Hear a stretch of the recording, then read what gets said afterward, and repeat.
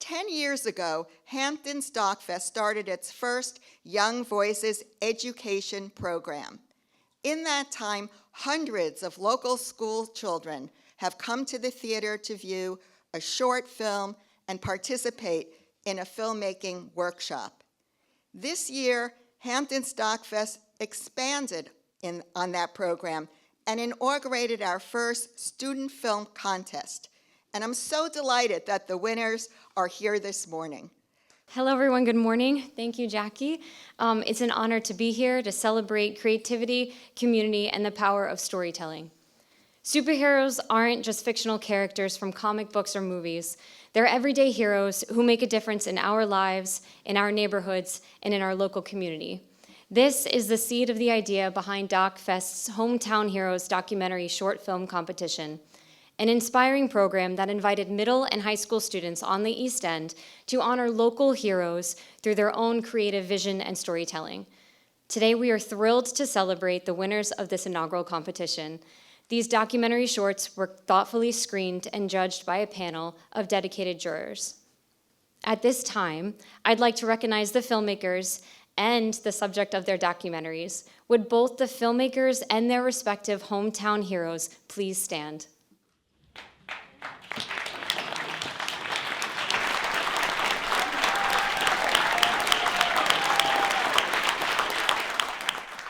Heroes, thank you for your commitment to this beautiful community, and filmmakers, thank you for sharing your immense gifts and talents with all of us. We would like to begin the award ceremony, so would Leo, Finny, Ollie, Susie, and Zach kindly make your way down to the stage and form a line right over here, thank you. And audience, if you please hold your applause until after all the certificates have been presented. Honorable mentions, Leo Dekleva Hawker, ROCKWATER, and Finny Dianora-Brøndal, Bill Persky, my hometown hero.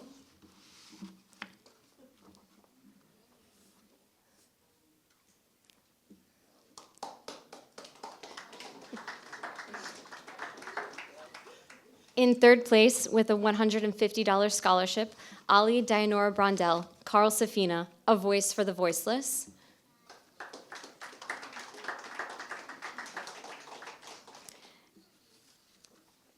Second place, with a $300 scholarship, Susanna DiSunno, Peggy DiSunno, Long Island Sound Chorus.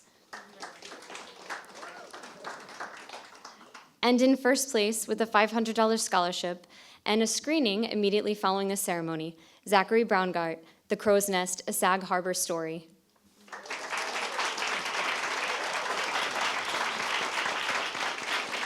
Please join me in congratulating the 2024 Hometown Heroes.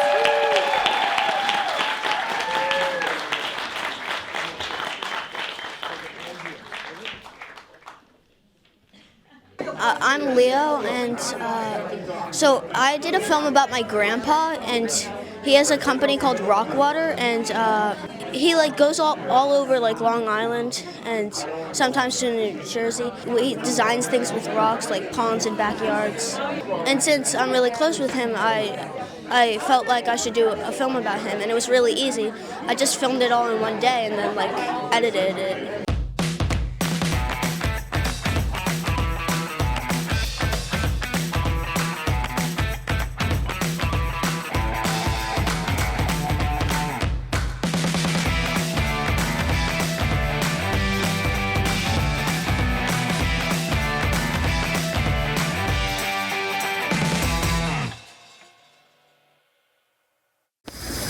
My name is Richard Cohen, and I am the owner of ROCKWATER, which is a design and build company that specializes in stone and water features.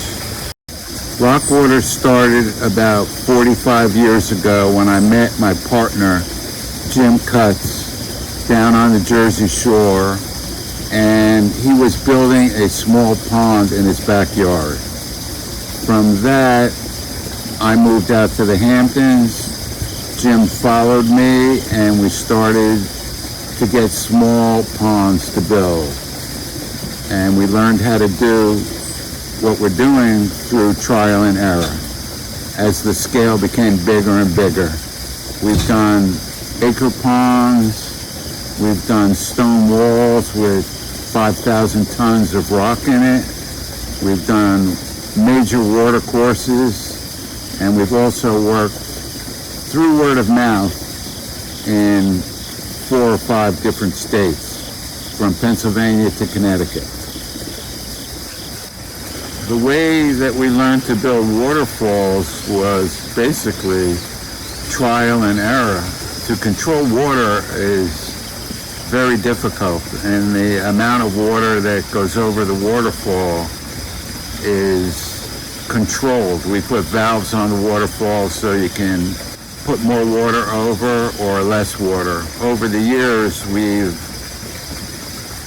learned to turn the waterfall down, but most of the clients want more water, so it's adjustable.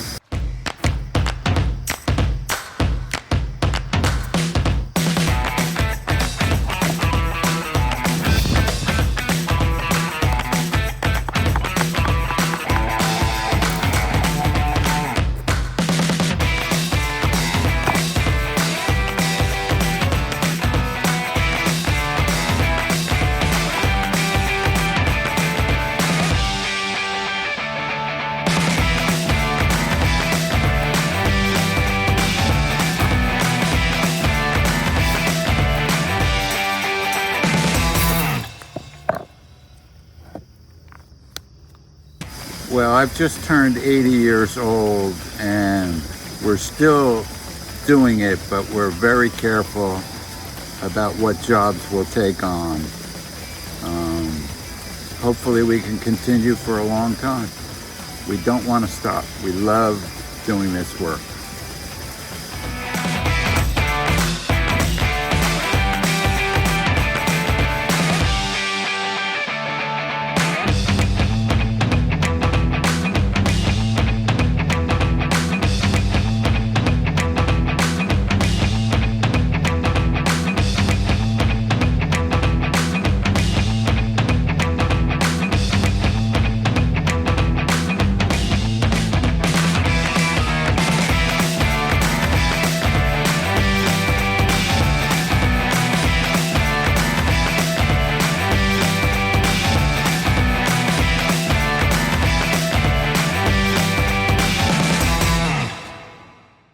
Hello, I'm Ollie Dianora-Brøndal.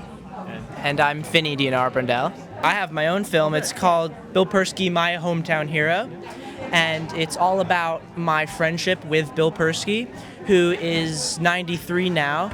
I guess you could call him my mentor. He's been my friend for, I think, 3 years now. I met him at the church. They were doing a Knowledge Friday. And I asked one too many questions for him not to invite me on stage. And he shook my hand. And ever since then, we've had a great friendship.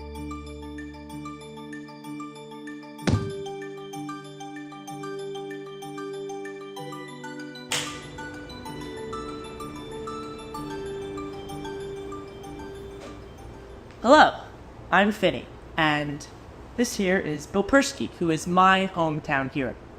So, Bill. I'm honored. Incidentally, I held this up because it's our first date, officially. Yes. I mean, we've been doing things, but you came to the city, and I love that picture of the old guy and the kid just walking down the street. Just walking off. And incidentally, he made this book. So, Bill, let's start at the beginning. Where did you grow up, and how did you get into your line of work? Well, I grew up in a lot of different places. It was during the Depression, and so we moved around a lot. The only thing I was sure is that I didn't want to be in my father's business. By that time, he had a gallery on the boardwalk. And yeah. I worked there summers, and I felt trapped in a way. So I didn't want to be in my father's business, but I didn't know what else I wanted to do. And I went to Syracuse, and I took English and psychology.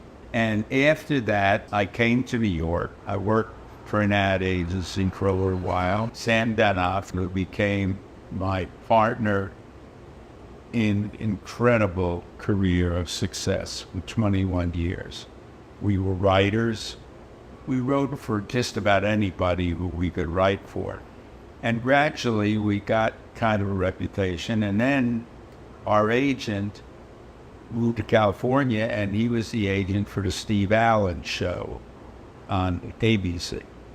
And he got us a job as writers. Anyhow, we went out to California. We were doing a sketch, and we wrote a joke that Steve Allen loved so much.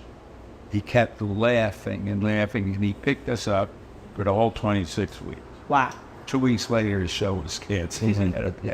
The Dick Van Dyke Show was the premiere show at that point. It was 1962. Carl always wanted the show to be about your life. So he said, is anything interesting? And I said, well, yeah, my wife just had a baby, and we had a name like someone else, and they kept getting the rooms mixed up. And we were getting their flowers, they were getting our chocolates, So he said, I like that. We did a show about if you got all those things wrong, maybe you got the wrong baby. And it was no DNA, so you couldn't really be sure. So the only way to know that it was their child was if the other child was of a different ethnicity. And Carl, being as courageous as he was, it was right at the beginning of the civil rights movement. We wrote the script, and they read it, and they called us in. They said, Carl, you can't do this. He said, what? He said, well, the other couple comes over, and they're African-American. He said, yeah. He said, well, why? And Carl said, well, why not? And we needed to immediately know it was their baby and so forth. And they said, well, you just can't do that. I know you're an activist and that the civil rights movement is just getting started. He says, but it's a little early to have a white couple make fun of a black couple. And Carl said, no, you got it wrong. It's the black couple that's making fun of a white couple. And they said, well, you can't ever do that. And he just stood his ground. We did the show, and it was a very revolutionary show. It was the first time that an African American appeared as an equal. Wow. A contemporary. That's a big deal. Yeah. Before that, they could be a teacher, they could be a chauffeur, they could be working in an office and stuff. But to be a peer. Yeah, in the on same the same level. Yeah. It made a major change. So anyway, we did the Van Dyke Show. We won 2 Emmy Awards for writing. We created a series for Marlo Thomas, That Girl, which was also a very big mark in society. It was the first time there was a show with a young woman who wanted a career and lived by herself. A couple of weeks ago, I went to a concert, Loudon Wainwright. He's a good friend. And at the end, 4 women came over to me and said, thank you very much for That Girl. It changed my life. So that's a good feeling. So I moved to New York, and it coincided with the fact that CBS wanted Jane Curtin and Susan St. James to do a television series, and they wanted to stay in New York. And so I was the logical choice to be the director. And I had 5 of the happiest, most fun years of my life. Around 2000, I just said, you know what? It's a young man's business. Lately, over the past few years, I've been a mentor to a lot of writers, and I work with Sloan Kettering Cancer Hospital for the patients who wanted to write. I gradually got to be 93 2 weeks ago. Tell the story of how we kind of crossed paths.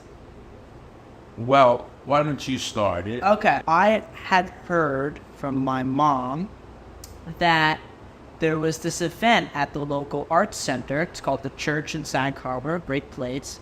And it was something to do with television and the Dick Van Dyke Show and old television. And this guy named Bill Persky was going to be there. And he was going to tell some stories. And then there was going to be a question and answer after. So I went with my mom. And there was this kid with a mask, and he was waving to me and going like that. And I said, I wonder if I know him. I mean, he was just so enthusiastic. So when I finished with the talk, we had questions and stuff. And then when it was over, he walked up to me and I said, do I know you? And he said, no. And I said, then why were you waiting like that? And he said, I just wanted to make you feel good. So I figured, any kid like that is a kid worth knowing.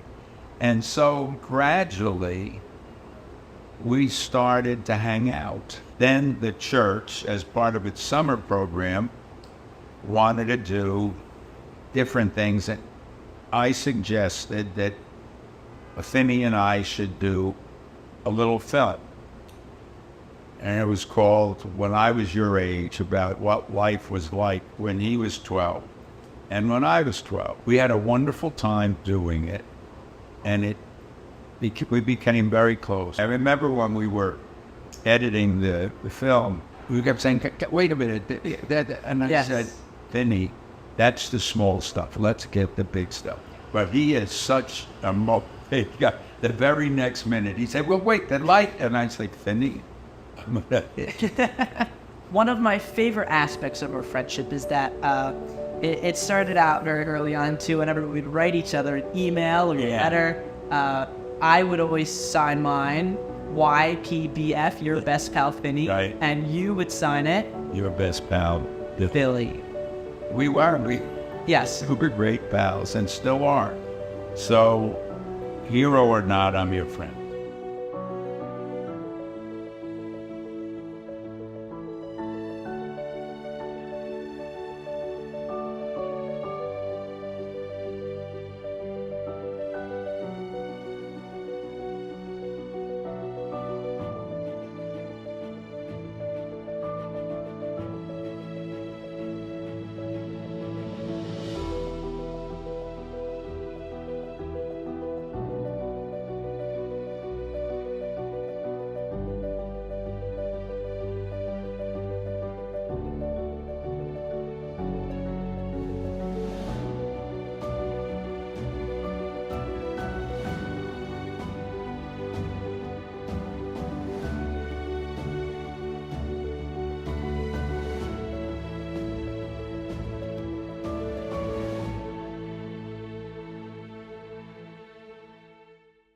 My film is called A Voice for the Voiceless, and I interviewed Safina, and we talked about various subjects.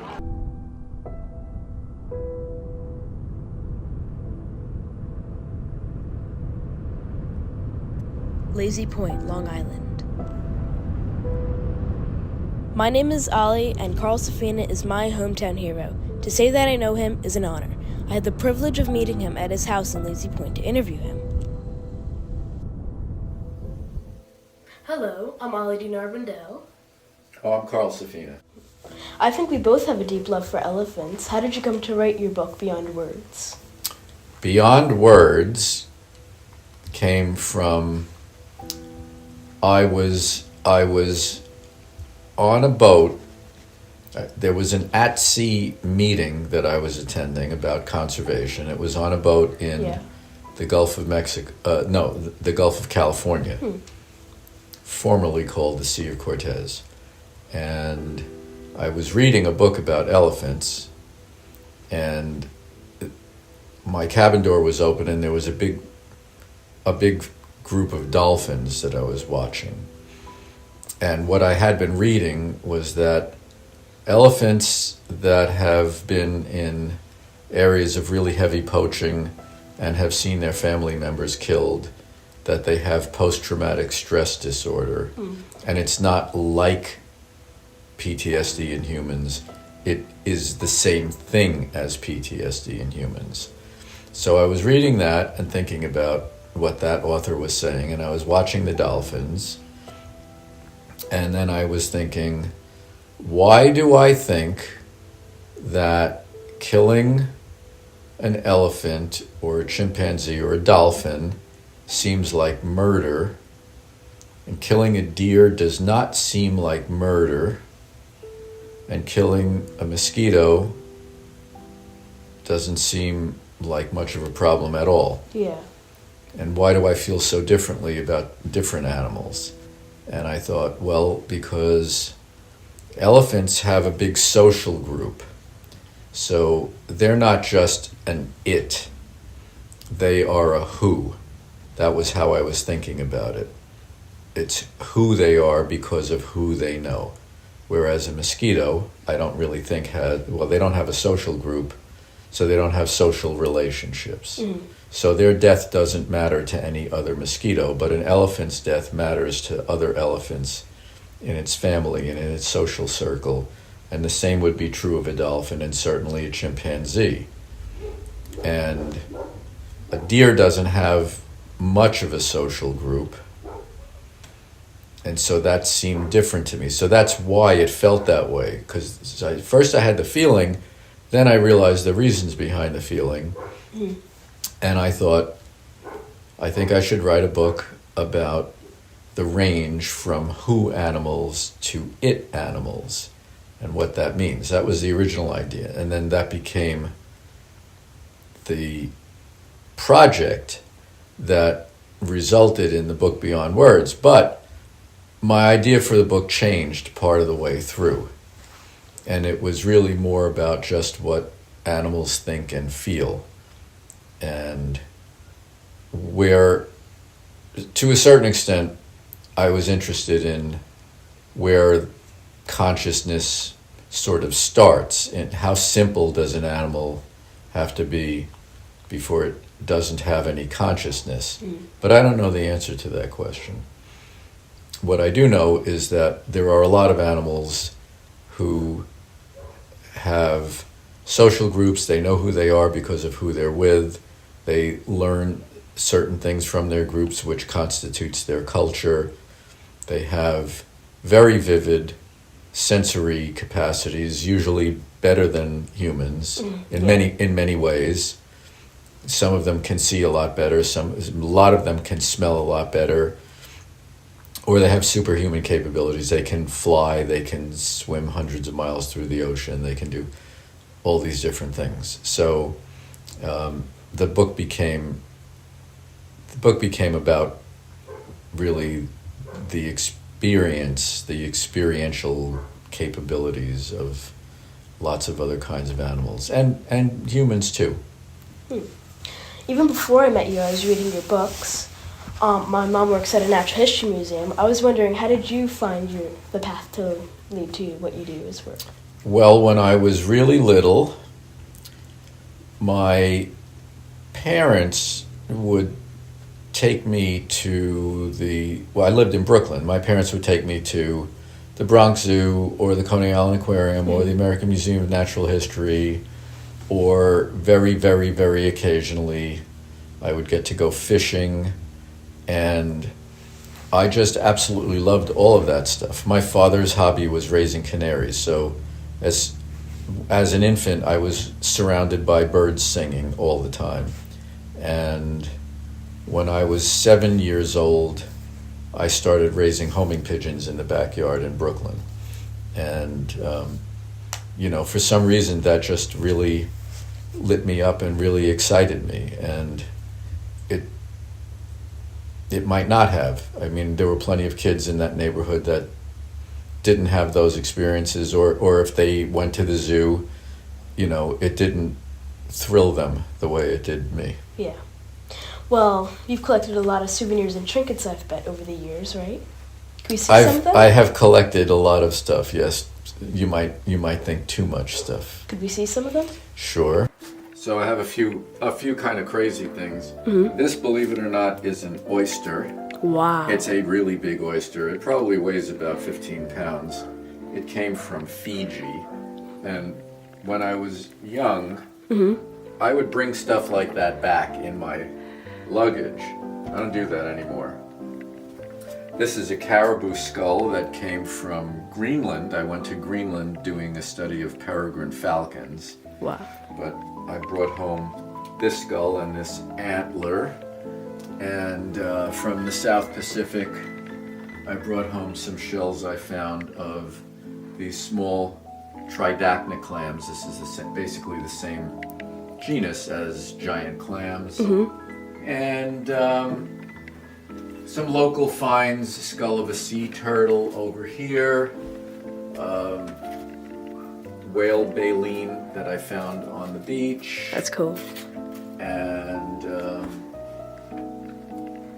this, you can see, they come from a lot of different places. This is a skull from a baboon. You look at that tooth, it looks like a wolf tooth. You Yeah, really don't cool. want to annoy a baboon very much. No. So those are a few things that I have. Cool. Thank you, Carl. You're very welcome. Thanks for coming.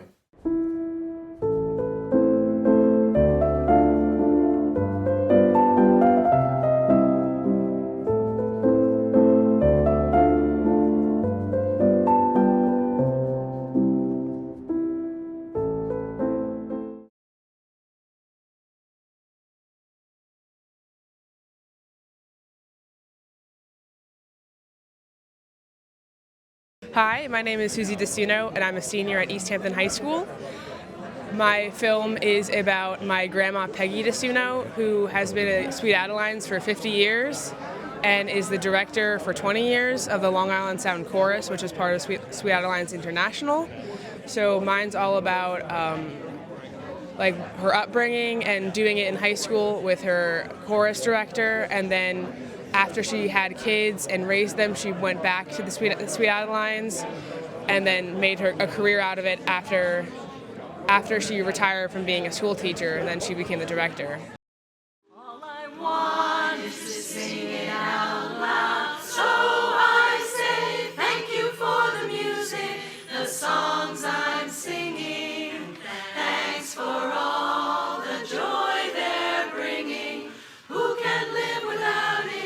I ask in all honesty, what would life be without a song or a dance? What are we? So I say thank you for the music, for giving it to. Thank you for music you gave to me. Hi, I'm Peggy DiSunno, and I have the privilege of being Susie DiSunno's grandma. It's wonderful. Right now I am the director of my chorus, the Long Island Sound Chorus, which is part of Sweet Adelines International. I'm actually in my 20th year as the director of that chorus. This actually is my 50th year as a Sweet Adeline, but I actually started singing barbershop in high school. My high school choral teacher was a Sweet Adeline, and she would stay after school with about 7 of us, and we had a large quartet, and they invited us to sing on all their shows, so that's when I first got the first touch of Sweet Adelines. Sweet Adelines is a group of women singers. They sing 4-part harmony, and we learn by learning tracks and by sheet music, and we have to make sure that every vowel is matched and every word is sung at the right time, that it's all in sync. If the vowels match, and if the tone, if you're on pitch, there's a 5th note that you hear up like an overtone. It's just awesome when everything lines up together. You hear this high-pitched note, so you know, oh yes, we're in pitch and it's working. I love to sing. It just makes you so happy, and I think it's just the best for everybody to have music in your life. It just keeps you young at heart and happy.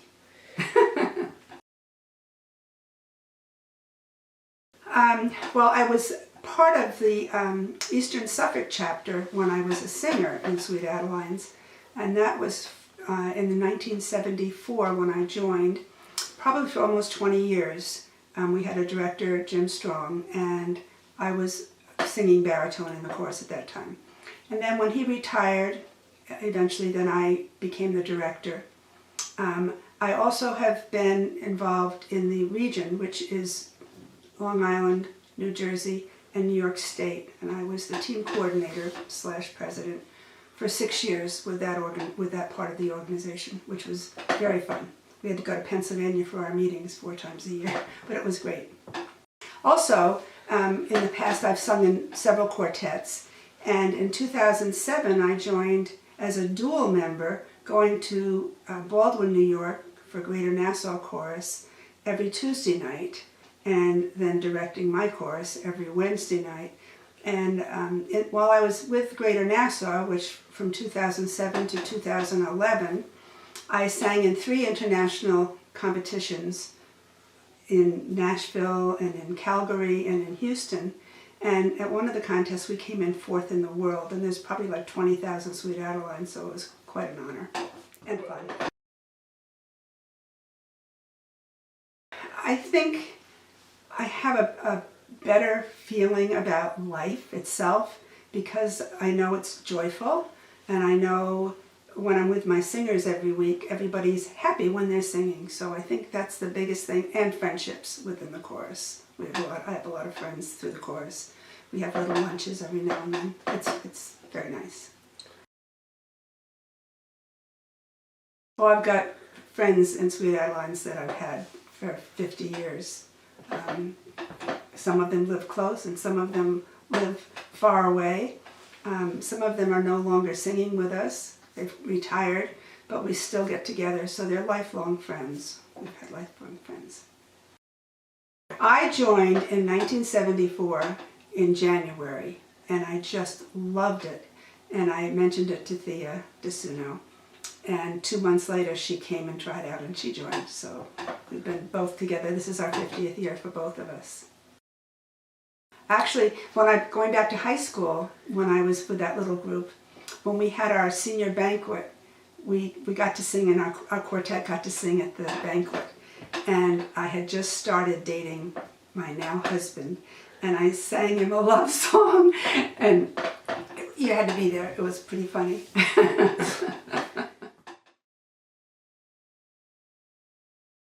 It's just made it so much fuller than it would have been. It's just the best. Get to perform. I love to perform. I love to talk to the audience. It's just everything that I love to do. I was thinking about that question, Susie, and when I went to college, after college, I got married and I had 3 babies. So I was home until I was 30. For 10 years, I was home, raising kids and getting them old enough to function.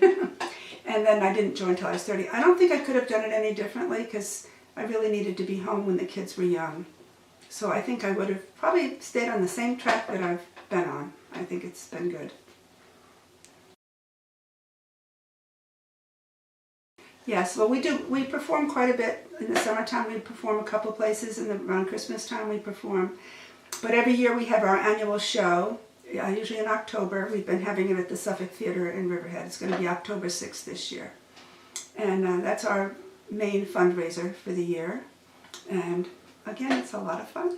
If I didn't think it was worth a try, I'd roll myself up in a big bowl and die. Roll myself up in a big bowl and die and die and die and die. Roll myself up in a big bowl and die.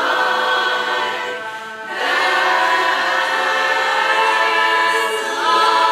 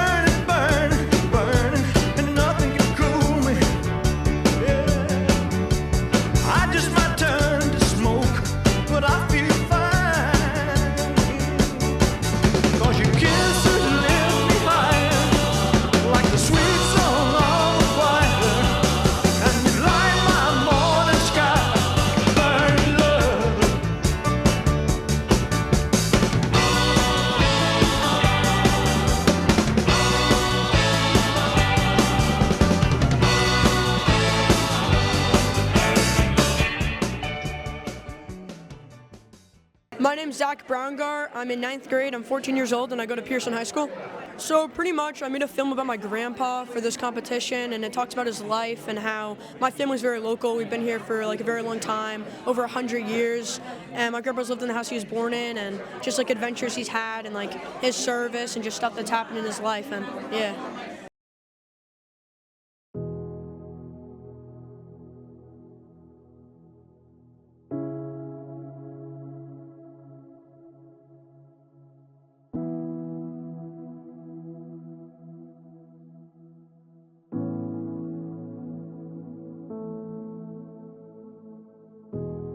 My name is Robert Browngardt, and lived in Sag Harbor all my life. When my mother and father moved in 1921, 55 Palmer Terrace, I was born in this house. My mother had 5 boys and 3 girls, and we lived in this big house, and we had more fun growing up.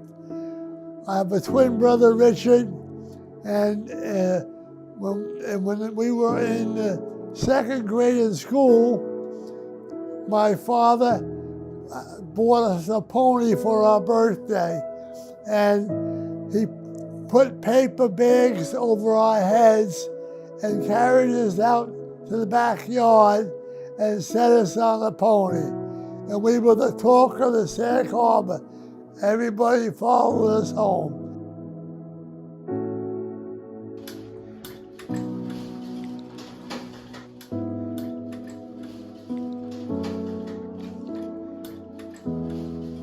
In 1939, when my grandmother passed away, she lived over on Suffolk Street.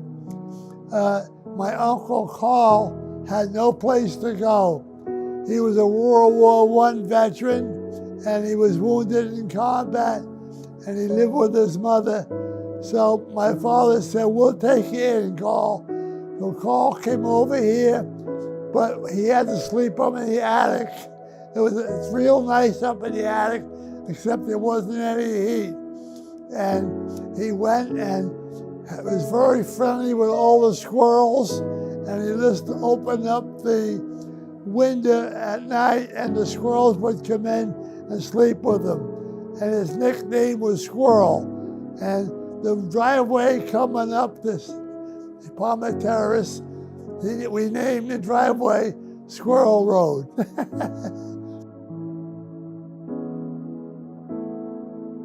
My sister Betty was a registered nurse.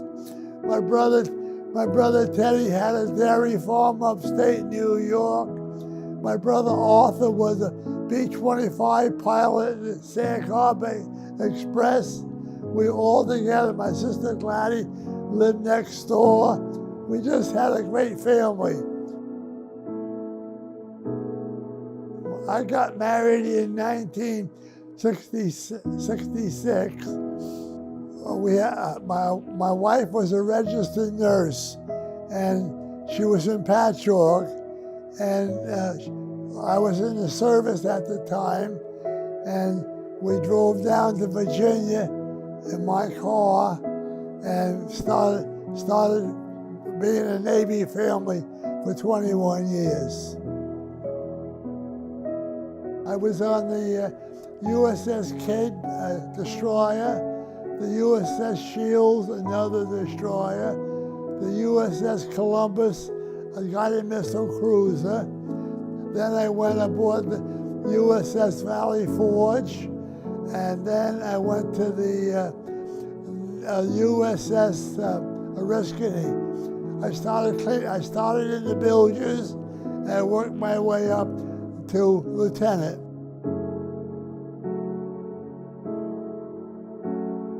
And after I retired from the Navy, I was hired at Brookhaven Lab, and I put 26 years at Brookhaven Lab.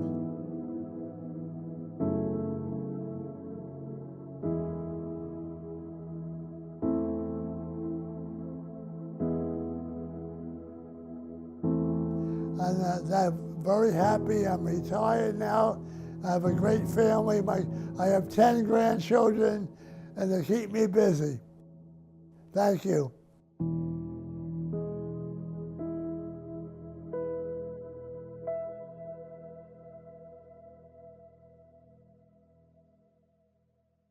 I'd like to do something a little different. It's kind of, I thought of it while I'm watching these films, a little bit of a surprise.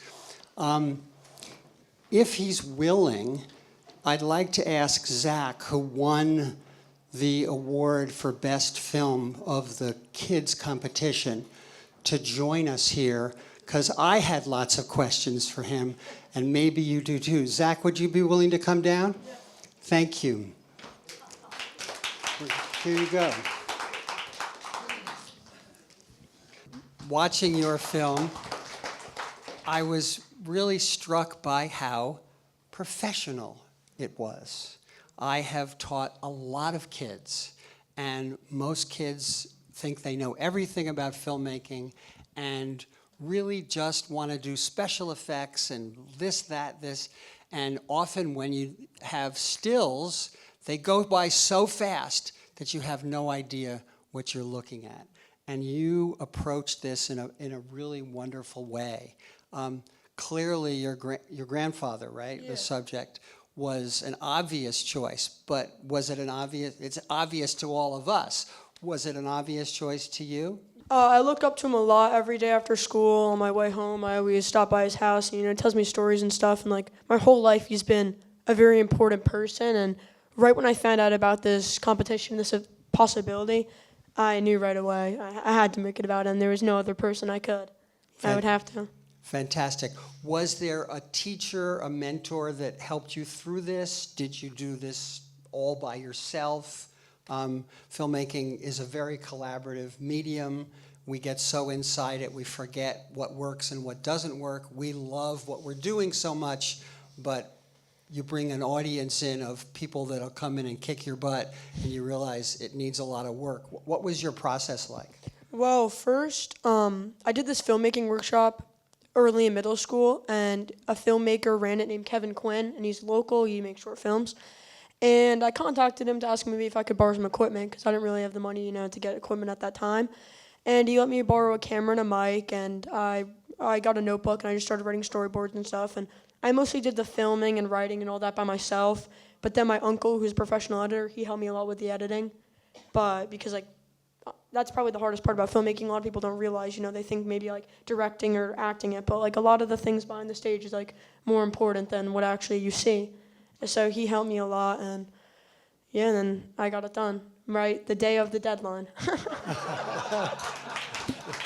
Well, I can tell you that is going to be your life. The day of the deadline.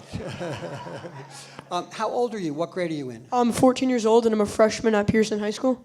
Fantastic. The other thing which you said, and I think I say at every Q&A, is films are made in the editing.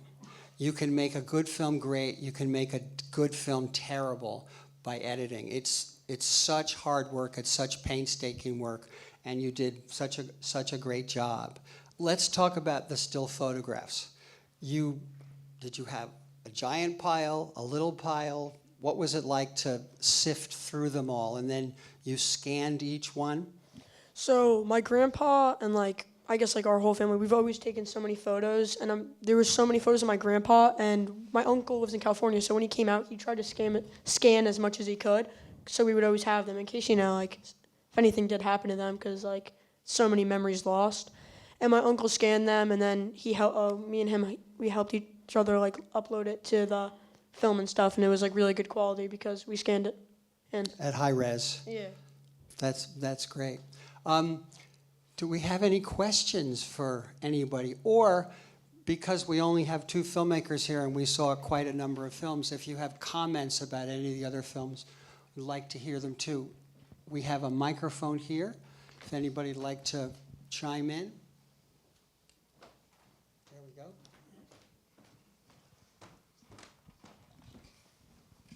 Thank you. Zach, I'd like to know which film you saw today impressed you and why you liked it. I really liked the bird feeder one.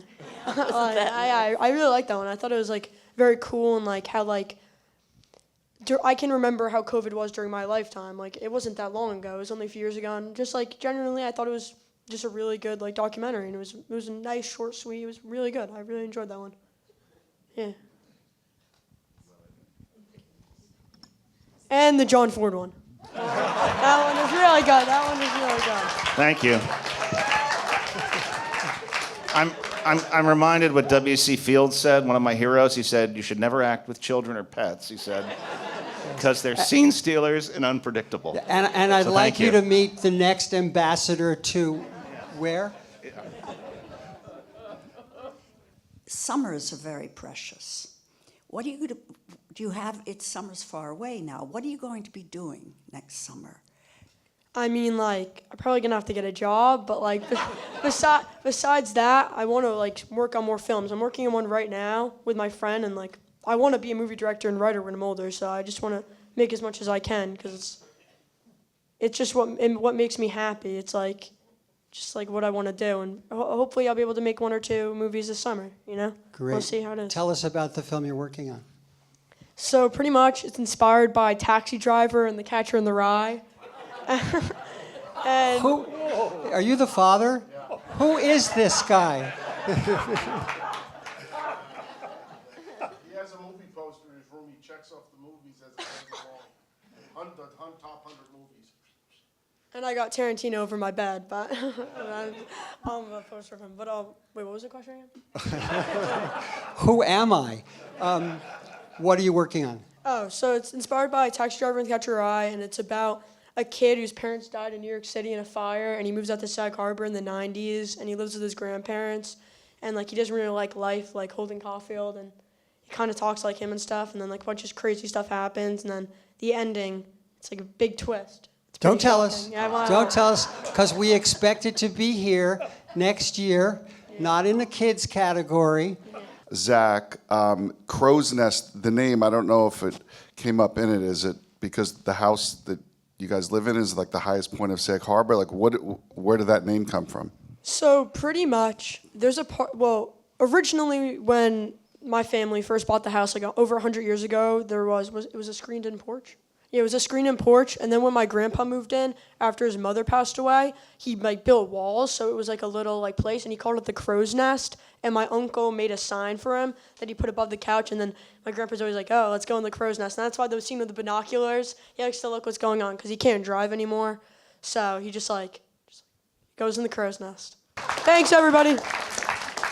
Congratulations. I just want to ask you what it was like for you to see your film on a big screen. It was a crazy experience. It was so cool, and especially answering the questions. I mean, I was shaking like a leaf, you know. I got nervous, but it was so cool. Like, I'm never gonna forget this. And I have like so much this gives me so much just empowerment to like make more movies, and just like it's very inspiring. Like, everyone came and for other films and saw the other films, and they were great. They inspired me too, you know.